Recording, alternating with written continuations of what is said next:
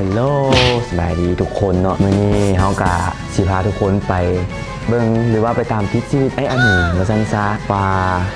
มื้อนึงนะเราเฮ็ดอีหยังไปแน่ตอนนี้ก็เพิ่งถ่ายงานรีวิวโฆษณาเครื่องสำอางไปแล้วเนาะคิดว่าสิได้พักผ่อนนั่นแหละแต่แบบ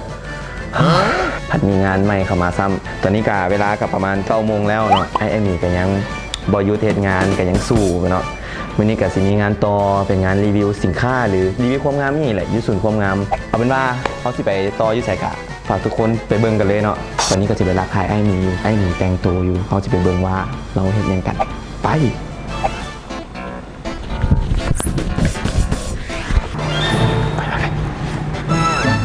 เบิ่งเงินกำลังแต่งรออยู่อันนั้นอันนี้อีกเดี๋ยวไอ้หมีแต่งรออีกจะทายอย่างนะถ่ายคลิปกว่าไอ้ลินจะสิ้นนี่แหละถ่ายคลิปกว่าไอ้ลินจะสิ้นนี่แหละชิไปใส่นี่ชิไปต่อนี่ไปเบี้ยกันเนาะจะให้บอกอ่ะที่ไปรีวิวไปไลฟ์โซดส่วนความงามสุดความงามโอ้ความงามจะหน่อยโมเดลโดโอ้เนาะ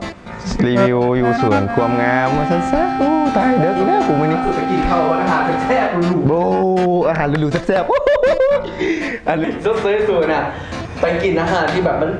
มันเคยได้ยินนะนั่นบอกสปาเกตตี้บอกสุดยอดสปาเกตตี้ไอ้สิพามึงไปกินสปาเกตตี้สุดยอดมาเบิ่งกันเด้อว่าเราสิพาไปกินอย่างเราบอกว่าสปาเกตตี้อาหารหรู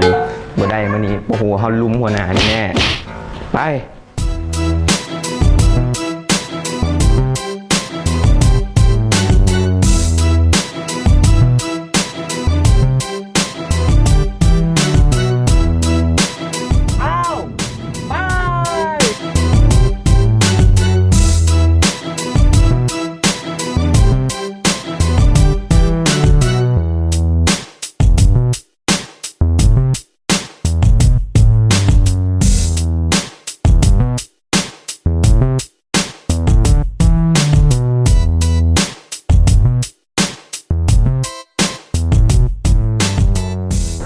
ฮัลโหลทุกคนตอนนี้เขากะมาฮอดแล้วเนาะมาฮอดสูงความงามมาฮอดบอลเฮ็ดเวียกแล้วว่าซั่นซะตอนนี้ก็ปังเข้าไป10 โมงแล้วเมื่อยอยากนอนมื้อนี้เขาก็สิมาเบิ่งกันว่าเบิ่งอีหยังวะมาเบิ่งกันว่ามื้อนี้เขาสิได้เฮ็ดหยังกันแน่มาเบิ่งกันว่ามื้อนี้งานสิหนักส่ำใดไปกันเลยป้าดูอีอย่างต้องพิถีพิถันขนาดนี้เนาะโอเคนะตอนนี้เขาก็มาฮอดแล้วศูนย์ความงามของเพลินนะมาศูนย์ความงาม Beauty Plus ต้องเรียกอาหารก่อนนะว่าสายตามันอยากสั่นนะ เอาเป็นว่ามื้อนี้เขาจะไปไลฟ์สดอยู่ที่ศูนย์ความงามแห่งนี้นะต้องบอกเลยว่าเป็นศูนย์ความงามที่มาเปิดใหม่หมาดๆแล้วแหละใครที่มีความอยากจะให้ตัวเองงามน่ะลองไปเบิ่งเนาะเดี๋ยวไอ้จะขอตัวเข้าไปทางไหนกันก่อนสู้ๆเกือบ10 โมงแล้วเฮ็ดเรียกเต็มที่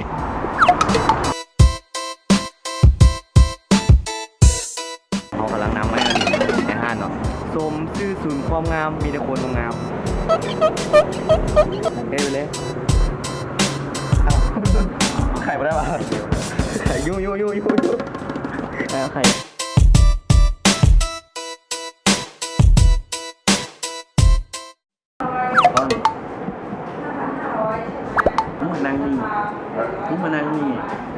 นั่งนี่แหละโอ้สบายตามสบายถึงความงามเป็นแบบเงินเจ้าของมาเลยบายเดี๋ยวตอนต่อไปนี้ก็คือจะมีการไลฟ์สดเนาะผ่านเพจของศูนย์ความงามเดี๋ยวคนไหนที่อยากได้ความงามกลับบ้านหรือว่าอยากมาลองซีจะไหนให้ข่าวขึ้นซีจะไหนให้แฟนเก่ามาขอคืนดีเดี๋ยวมีจะมาบอกเคล็ดลับตรงนั้นพร้อมในที่สำคัญเนี่ยคนอยากที่มีโอกาสได้เข้ามาศูนย์ความงามบอกแค่ขอรีวิวเนี่ยจะได้โปรโมชั่นพิเศษขอเพียงแต่บอกว่าไปผ่านไออาร์มีโดยไออาร์มีแนะนำมาพอคำนี้ปั๊บจะได้อาจจะได้ของแถมอาจจะได้ชวนรุ่นอาจจะได้หลากหลายอย่างเข้าไปเดี๋ยวไปเบิ่งกัน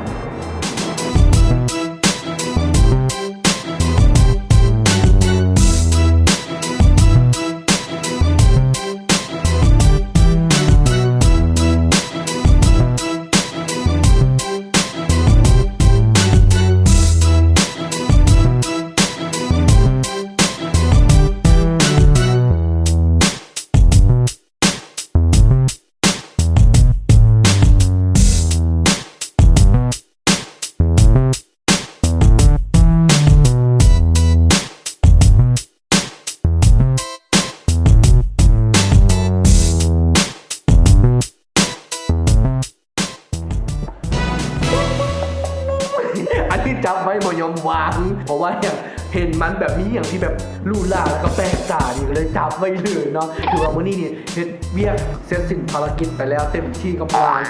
สุดๆเนาะเธอคือแบบเมื่อยจังเลยก็ต้องโวยงานให้กับท่านลูกค้าเต็มที่กับชีวิตไปแล้ว เอาเป็นว่าเดี๋ยวเราก็จะไปเจอกันในคลิปต่อไปนะสำหรับมื้อนี้เนี่ยอามีก็จะได้ไปปักแล้วนี่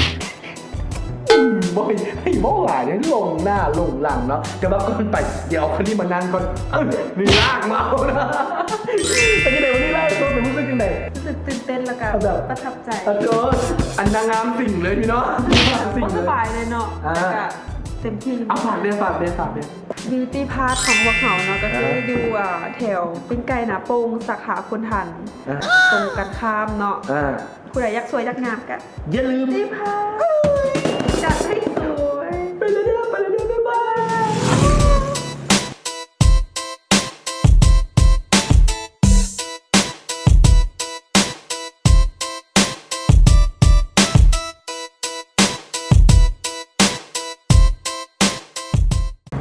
ตอนนี้เขาก็กำลังมาถึงเข้ากันเนาะ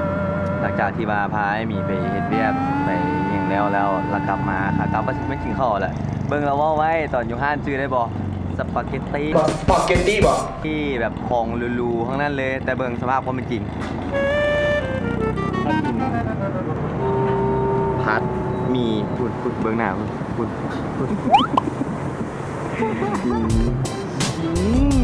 ไม่อยากกินแล้วพัดมีเนาะไว้ไปเจอกันคลิปหน้าสำหรับคลิปนี้จบไปก่อนสำหรับใครที่ว่ามากเนาะครับ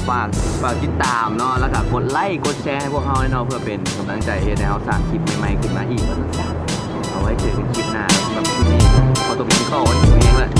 บาย